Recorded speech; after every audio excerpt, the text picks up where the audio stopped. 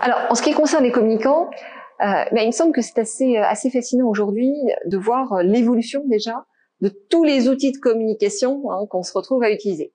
Pour autant, il y a déjà un premier rôle de réflexion sur quels sont les bons médias par rapport aux bons messages, Et moi, je vois beaucoup de managers qui peinent à articuler, à améliorer leur communication.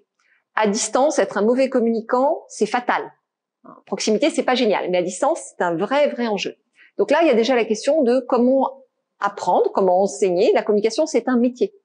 Et malheureusement, très souvent, on a d'un côté les managers, de l'autre les pros de la communication. Il y a peut-être des choses à imaginer sur comment j'améliore mon expression écrite, comment j'améliore mon impression orale, comment j'améliore la communication externe, puisque les managers peuvent se retrouver aussi sur la sellette et à discuter avec différentes instances.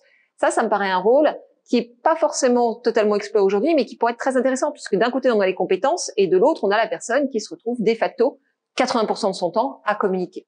Le deuxième point, c'est qu'il y a une vraie réflexion à mener sur les bons outils.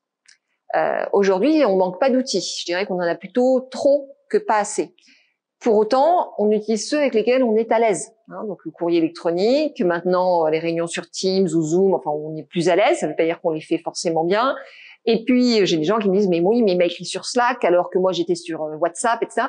Bref, on manque pas d'outils. Par contre, comment les utiliser à bon escient? Et ben là aussi, je pense que les communicants peuvent aider.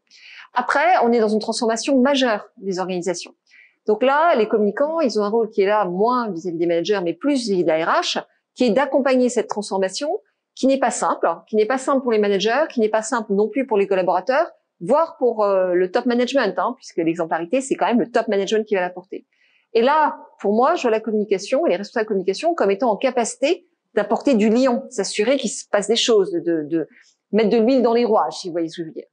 Donc, il me semble qu'aujourd'hui, que ce soit en interne, en externe, les transformations des outils, les transformations des entreprises, la manière dont tout évolue, la communication va être au cœur des problématiques.